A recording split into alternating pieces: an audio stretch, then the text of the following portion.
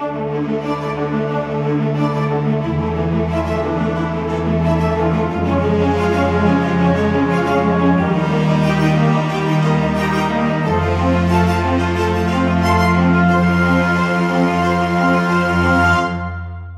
bienvenue à ce nouveau numéro de Parcours Entreprise. Aujourd'hui, nous sommes à la conférence de presse de la GFIP avec notre ami Jean-Marie.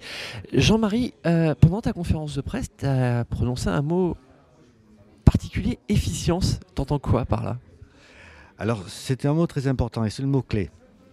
Par rapport à ce que la GFIP a vécu pendant ces 25 dernières années, on arrive maintenant à un tournant. Il se trouve que les entreprises jouent de plus en plus le jeu, et ça on l'avait vu déjà les 2-3 années d'avant, mais parce qu'elles jouent le jeu, on a une contribution moindre, et c'est normal, et c'est comme ça que c'était engagé.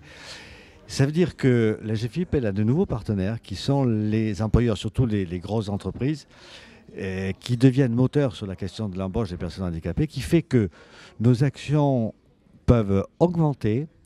Par contre, on a besoin de moins de sous pour les mettre en route.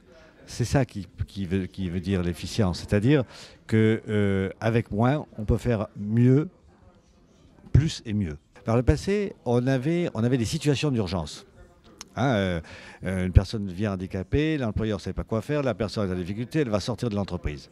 On a mis un système qui s'appelle les SAMET en route pour pallier à ces situations d'urgence et surtout un outil financier qui permet de dire on répond tout de suite. On a mis. Voilà. Aujourd'hui, on constate que les situations de chance, elles ne sont plus là comme ça. C'est-à-dire que comme on a anticipé dans les entreprises, on sait avant que la situation d'urgence arrive. Donc il y a beaucoup moins de situations d'urgence et c'est bien là où l'entreprise joue et où on a par contre des outils qui sont beaucoup plus proches d'accompagner la personne dans sa situation et donc qui sont forcément moins coûteux parce que l'urgence, on part tout de suite et puis on ne cherche pas. Là, on cherche, on comprend et on agit et donc c'est une forme, c'est une des actions de l'efficience, c'est-à-dire besoin de moins mais par contre besoin d'outils précis, plus accompagnants et une anticipation qui est déjà faite. Donc voilà. Ce que je te propose, retrouvons Pierre Blanc pour qu'il nous donne un peu plus de détails sur la partie technique et on se retrouve ensuite. D'accord. Alors Pierre, c'était le bilan un petit peu de l'année passée. De manière assez succincte, quelles sont les grandes lignes justement qui en ressortent? Eh bien, pour la GFIP, des résultats positifs puisque nous avons aidé plus de 120 000 personnes handicapées et 90 000 entreprises. Donc c'est un très bon résultat qui est en croissance par rapport à l'année 2007, qui est notre année de référence hors de nos programmes conjoncturels qu'on a connus jusqu'à présent. Mais surtout des résultats en termes d'emploi, puisque le réseau Cap Emploi, avec 67 000 placements, fait 8% de mieux. 17 000 maintiens dans l'emploi, c'est 9% de mieux que l'année dernière pour le réseau SAMET. Donc on enregistre des résultats positifs en engageant moins de financement, ce qui veut dire qu'on a réussi à trouver un bon équilibre d'efficience à la GFIP. Malheureusement, ça ne suffit pas pour endiguer la montée du chômage des demandeurs d'emploi handicapés dans cette période particulièrement critique sur le plan économique, ce qui nous conduit à penser qu'il faut une mobilisation accrue du service public de l'emploi et de tous les acteurs de la formation professionnelle, qui est quand même un besoin crucial pour les personnes handicapées et leur insertion. Mais du coup, vous êtes plutôt optimiste ou pessimiste? Parce que finalement, la crise, elle n'est pas terminée, loin de là.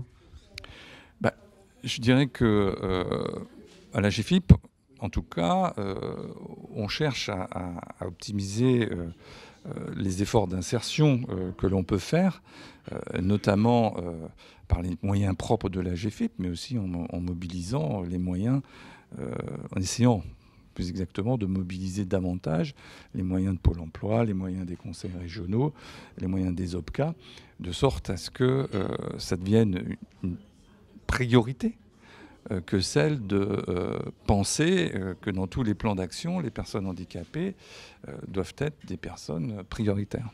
Ça, c'est votre grand truc depuis quelques mois, de vous reposer sur finalement le droit commun prioritairement et ensuite venir en façon un peu supplétive quelque part sur les personnes handicapées. C'est pas une idée de Pierre Blanc, hein, c'est la volonté du conseil d'administration de la GFIP qui s'appuie sur la loi, article 2 de la loi de 2005. Les citoyens handicapés doivent bénéficier en priorité des dispositifs de droit commun. Donc, et parce que les moyens du réseau spécifique, enfin, du dispositif spécifique qui est constitué autour de la GFIP et du fonds public, sont des moyens qui sont nettement insuffisants pour faire face à l'ampleur des besoins des personnes handicapées sur le marché du travail. Donc on a enregistré dans les années 2008, 2009, 2010 une baisse sensible du nombre de bénéficiaires handicapés des aides publiques de l'emploi. Ça s'est redressé en 2011. Il faut continuer. Sinon, les résultats globaux baisseront. Et ben voilà, c'était clair aussi avec Pierre. Alors, je crois savoir, hein, c'est les 25 ans de la GFIP, donc on peut s'attendre quand même, j'espère, à une belle fête aussi pour dire que les choses avancent quand même. Alors, bien sûr, une fête, ce sera probablement moins festif que les 20 ans, parce que là, c'était un événement marquant. Là, c'est plus quelque chose qui va faire parler les acteurs, qui va faire rencontrer les acteurs pour devenir justement encore plus efficients. Et surtout parce que les entreprises qui deviennent maintenant des partenaires plus que précieux, c'est autour de ça. Les choses ne sont pas définitivement calées, mais c'est plus dans ce sens-là que cela va aller et ça va interroger toutes les personnes qui s'occupent de cette question de société importante. Alors il y a une autre date clé, hein, septembre, de nouvelles élections, on ne peut pas en parler pour l'instant puisqu'on ne sait pas ce qui va se passer. En tout cas, là aussi, il y a une continuité qui va s'opérer. Alors, la mandature, oui, se termine en septembre. Bien sûr, le conseil d'administration continue, mais vous savez que les acteurs qui sont dans ce conseil d'administration, tous les 3 ans, les mandats sont remis en cause, comme ça se fait dans beaucoup d'associations de ce type. Et là, c'est au mois de septembre exactement que les choses vont se re-questionner de la même manière qu'une autre association dans le 1901. De toute façon, on vous tiendra au courant. Et quoi qu'il en soit, merci de nous avoir suivis sur le www.bloghandicap.com et sur l'ensemble de nos sites partenaires. À bientôt. Merci Jean-Marie.